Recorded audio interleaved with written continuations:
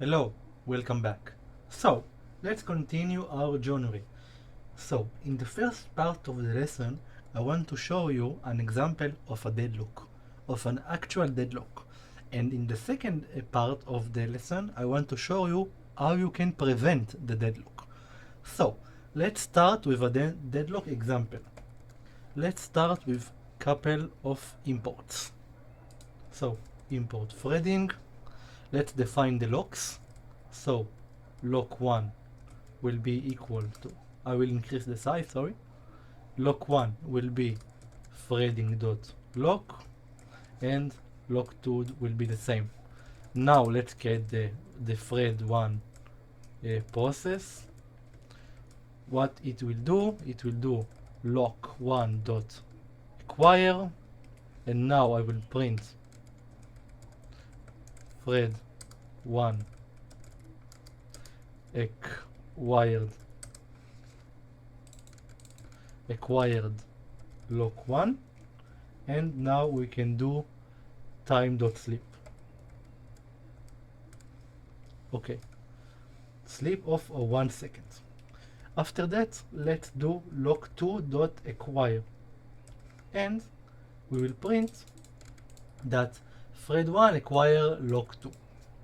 Okay, let's do some time.sleep again, and then let's release the locks. So lock 1.release and lock 2.release. Okay, let's create the second function. I will copy it and paste it, and then modify the function. So thread2 process, I will do thread2.acquire, and then thread2 acquire lock 2. I will sleep for 1 second, and lock 1 will be acquired.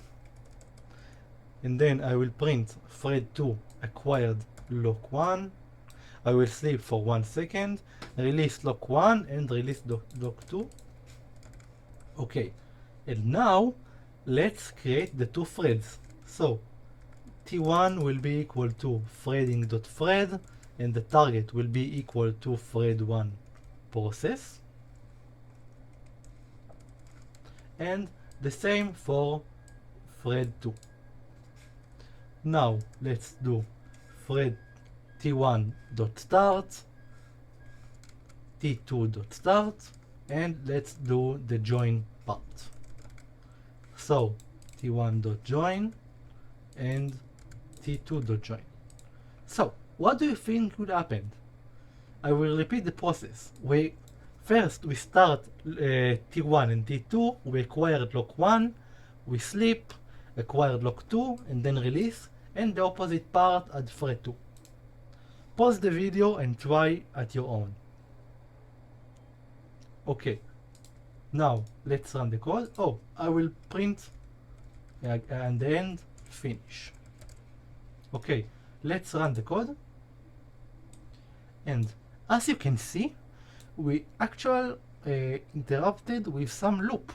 Thread 1 acquired lock 1, this is this part, and thread 2 acquired lock 2, but now they can't continue.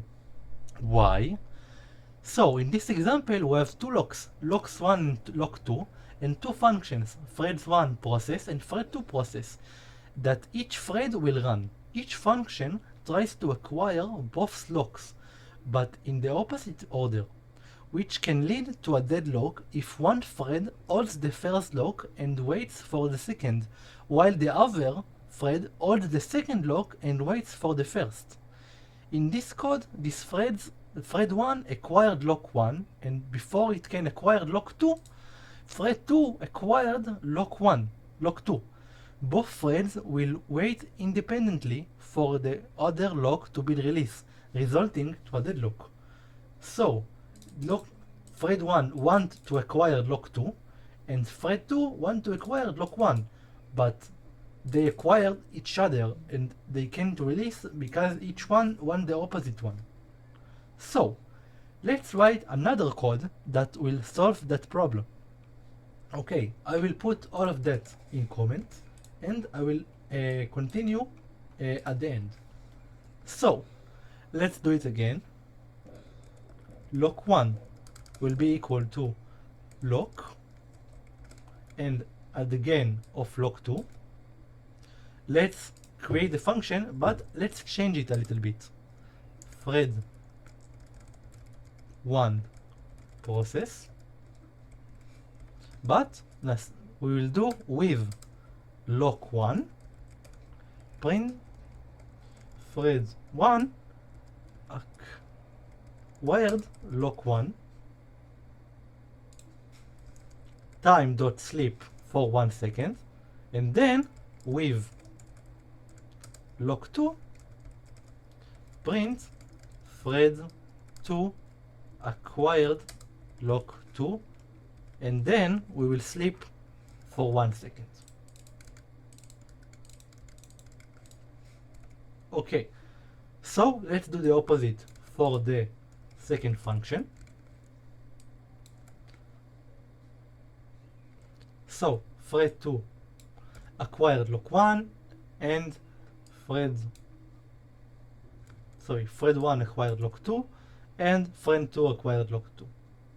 Okay, now let's create the functions again. I will copy it from this part and paste it at the end, and we'll take the comment off. Let's run it. Thread1 acquired lock1, thread1 acquired lock2, thread2 acquired lock1, thread2 acquired lock2, and then finish. So, in this improved version, both threads try to acquire the locks in the same order, lock1, then lock2, which implements the possibility of a deadlock due to a circular wait. So, by coincidentally enforcing a global order in which locks are acquired, you can prevent deadlock in your multi-threaded application. So, because we use the with lock1 and with lock2, then we can prevent the deadlock. Okay, that's all for this lesson. I will attach this code to your Udemy course. Thank you very much, and I see you at the next lecture. Bye bye.